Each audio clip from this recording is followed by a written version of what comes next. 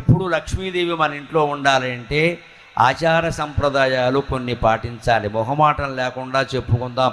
పొద్దున్న 6 గంటల్లోగా దంపతుల స్నానం అయిపోవాలి. అటువంటి ఇంట్లోనే లక్ష్మీదేవి ఉంటుంది.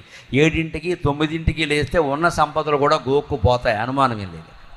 పొద్దున్న 6 గంటల్లోగా దంపతుల స్నానం అయిపోయి ఆ పాత బట్టలు తీసేసి ఉతికిన బట్టలు ధరించాలి ఖచ్చితంగా. అప్పుడు లక్ష్మీదేవి దగ్గర మన ఇంట్లో ఇలవేలుపు ఎవరైతే రామచంద్రుడు, శివుడు ఎవరైనా పర్వాలా, అక్కడ ఒక దీపం పెట్టి ఒక పువ్వు పెట్టి దండం పెట్ట. ఒక్క పువ్వే, దొడ్లో పువ్వులన్నీ కోసేయకండి అనవసరంగా పట్టుకొచ్చి. ఒక పువ్వు పెట్టి దండం పెట్ట, ఒక్క నమస్కారం పెట్టినా చాలు. పువ్వులు పెట్టడం కాదు ముఖ్యం, ఇక్కడ మనస్సు ముఖ్యం. పెట్టాలి. తర్వాత వీలైతే ఓ స్తోత్రం ఏదైనా పారాయణ చేసుకోవాలి. కాసేపు జపమో ధ్యానమో చేయాలి, ఒక్క అరగంట. తర్వాత నీ పనులన్నీ చేసుకో, ఎవడు వద్దల్లా.